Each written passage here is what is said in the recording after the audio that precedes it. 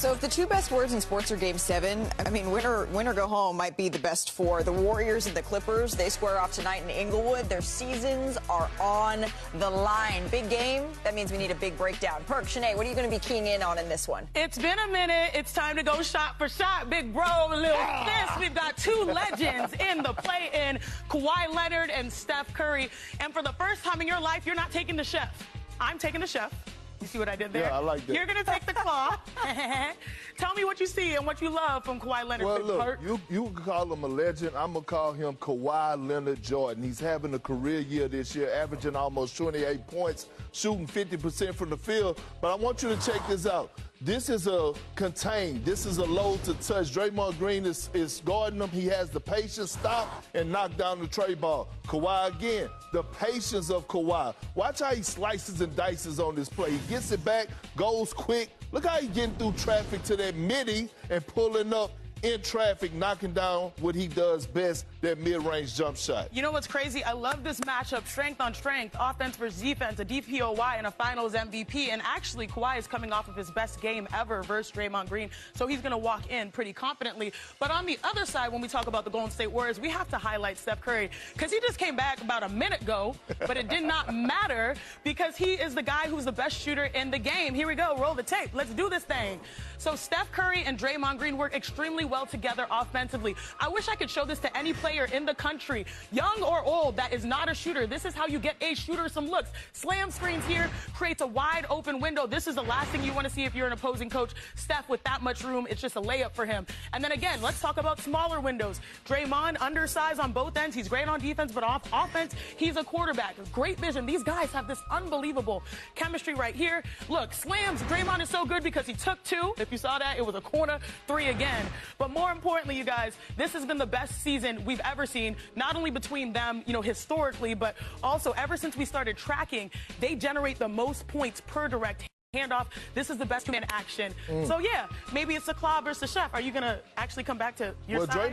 Draymond did say he had the assignment of guarding Kawhi tonight. He said that yesterday on NBA Today. And that's a heck of an assignment to draw. But you mentioned that Steph Curry just came back a minute ago, and tonight the question will be how many minutes will he go? And that's why we have Anthony Slater here, who covers the Golden State Warriors. He's been on a minute restriction, Slater. How much are we going to see Steph? The script's going to be around 32, which is his normal, you know, this age of his career. You know, knowing him, he'll give you a wink and say, hey, I can convince Rick Celebrini and Steve Kerr in a timeout huddle in the fourth. The two best words in sports are Game 7. But winner go home might be the best four words tonight. The Golden State Warriors and the LA Clippers. One game. One winner. One season continues. The other goes home. And Kendrick Perkins just gave the Warriors a 15% chance to win. Let me break down why. First, let's talk about Kawhi Leonard. Perk is calling him Kawhi Leonard Jordan. And he's not wrong. Kawhi is having a career year. Averaging almost 28 points per game. Shooting 50% from the field. And Perk broke down his game perfectly. He showed a clip of Kawhi against Draymond Green. The patience to stop and knock down the three. The patience to slice and dice through traffic. The mid-range pull-up in traffic. That's what Kawhi does best. He's a contained, low-to-the-ground assassin who can score from anywhere. And here's the scary part. Perk said Kawhi is coming off his best game ever versus Draymond Green.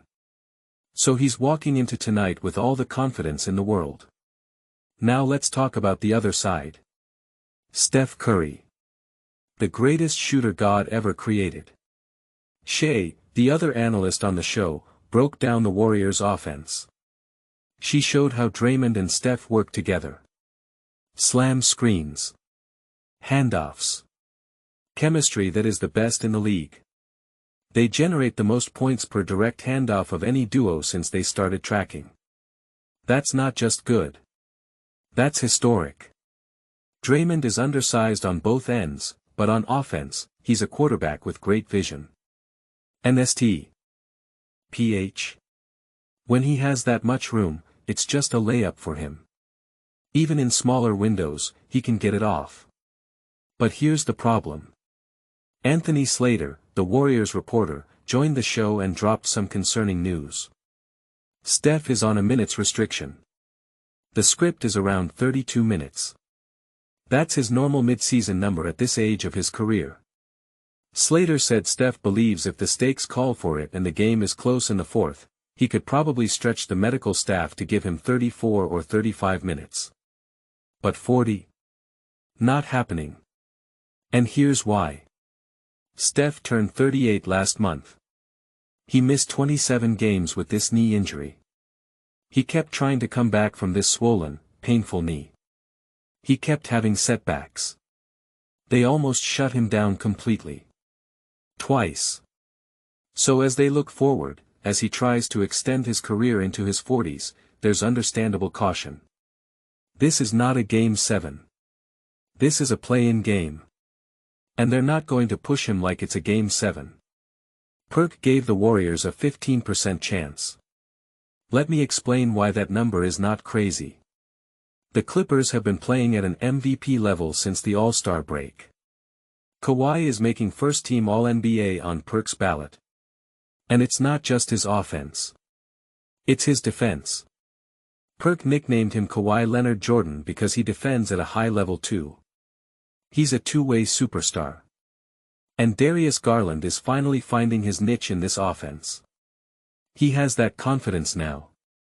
He's the point guard they've been waiting for. So the Clippers are not just KAWH. 1. They have a supporting cast that has figured it out. Meanwhile, the Warriors have more than just Steph on a minutes restriction. Porzingis and Horford are also on limits.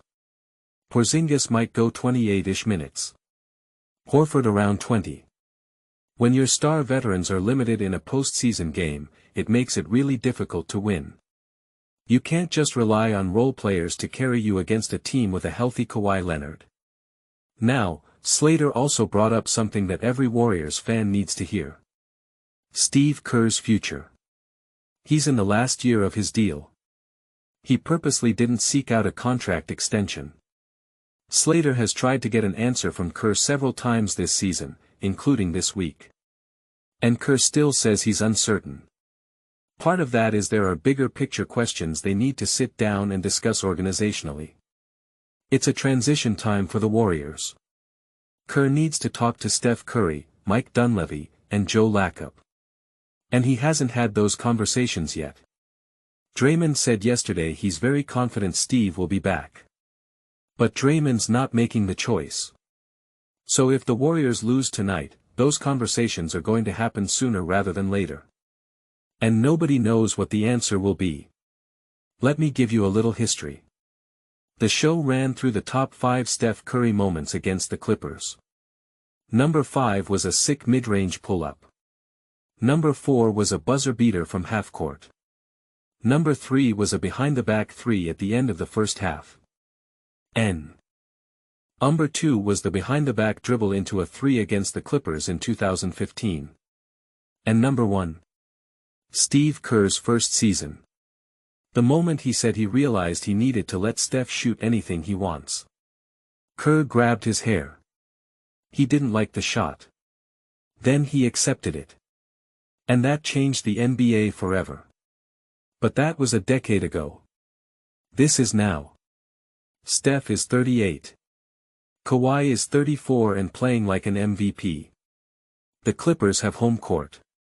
The Warriors have a minutes restriction on their best player. And Perk, who knows basketball as well as anyone, says 15%. That's not disrespect. That's reality. So here's my question for you. And I want you to destroy the comments.